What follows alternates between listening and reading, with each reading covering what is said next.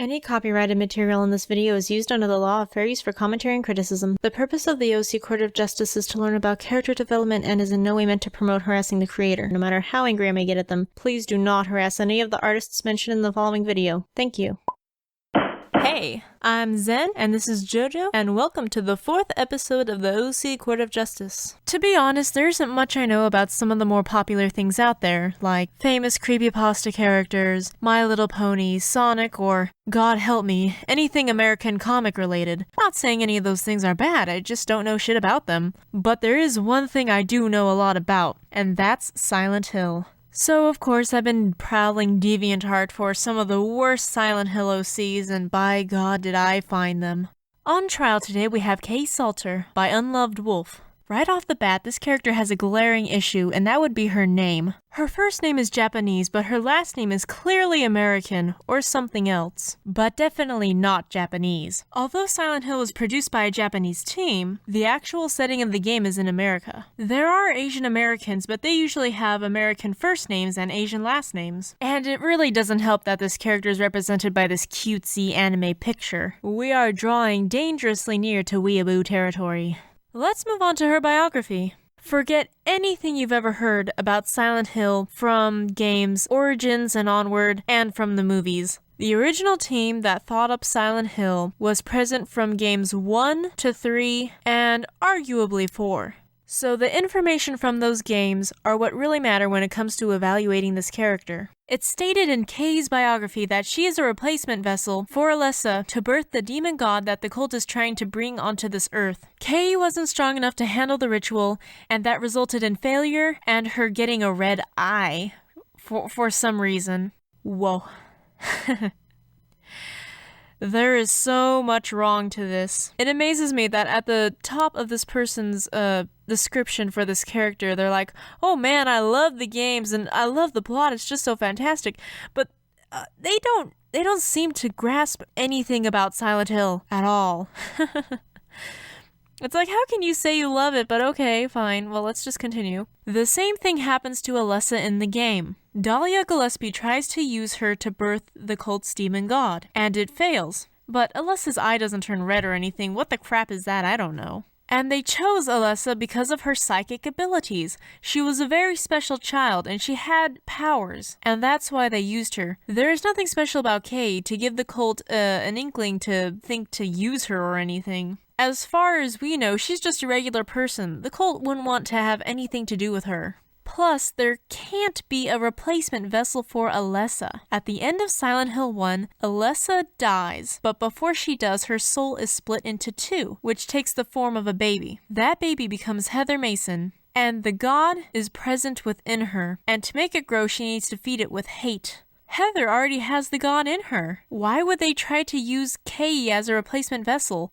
It's impossible. There's no way to magically transfer the god over from one person to another, though Claudia figured out how to do it. I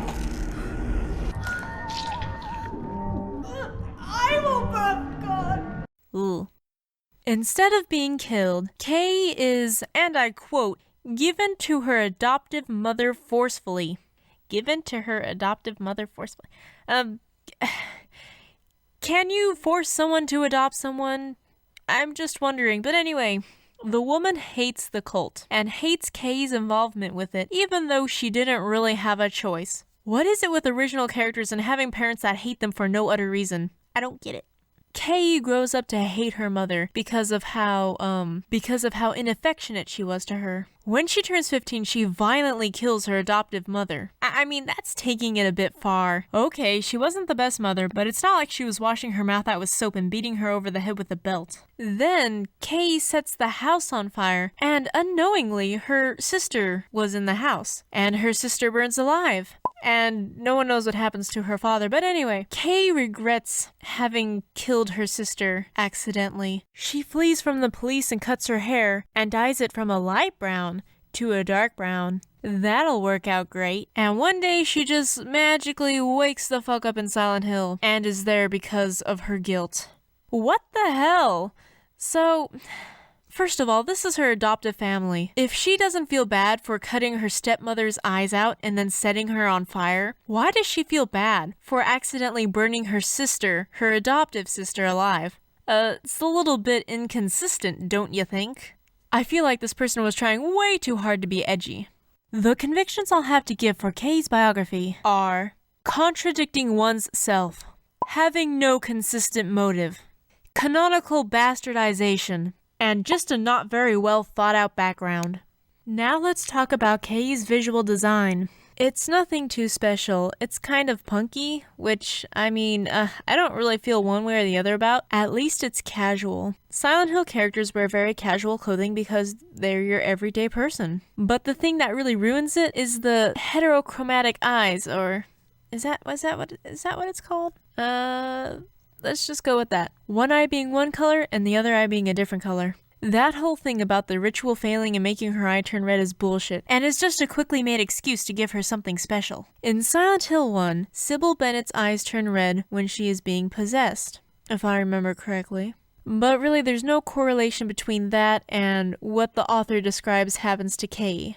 Upon looking at the other characters in this person's DeviantArt, I noticed that she has had a theme with having characters that have an eye being one color and the other eye being a different color.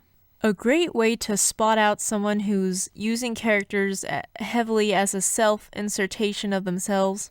That was rather redundant. You get what I mean. But to see if someone is using a character as a self-insert, it's a good idea to check around and see how their other characters look. If all of their characters, no matter what universe they're in, look a lot alike, it's most likely a self-insert. For example, if I'm using an orange-haired cat girl with glasses as like the base for all of my OCs in the Fullmetal Alchemist universe, the Lucky Star universe, and so on and so forth, that is most likely a self-insert. Really, to make a good character, you have to make a different character each time that works with the fandom that they'll be in. You can't really use the same character for everything unless you're, making a fiction where a character is traveling between universes or something.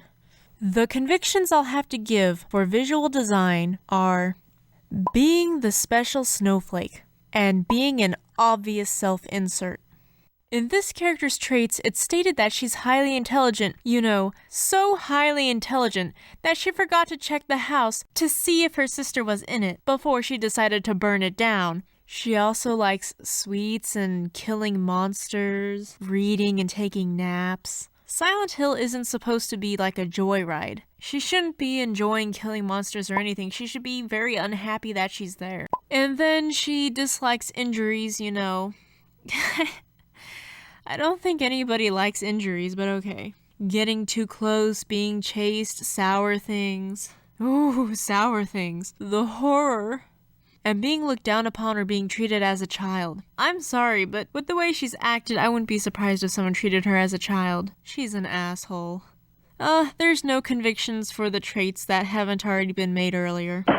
Alright, I've been waiting to do this all night. Kay Salter, by Unloved Wolf, you have been charged with contradicting one's self, having no consistent motive, canonical bastardization, being the special snowflake, being an obvious self-insert, and having just not a very well thought out background. Kay, you are found guilty. Your sentence: 85 years in OC prison. This character was just so poorly thought out and constructed. Not only does this character not function as a Silent Hill original character, but it doesn't really function at all. Though what I am really thankful for is that she wasn't paired with Pyramid Head. Ugh, please. I'd have to smack a hoe. Alright guys, thank you for watching. If you would like to see an original character taken to court, or even have your own reviewed, please leave a comment below. Or you can just leave a like or a comment about something else. I appreciate all the comments I'm getting, and I'm so surprised that I have so many subscribers now. Well, so many relative to what I used to have. Imagine my surprise when I logged off at like 17 subscribers, and then I logged back on a day later and I had like 43. What happened? But anyway, I'm very happy and very pleased. Thank you guys. Me and Jojo will be seeing you again. Bye.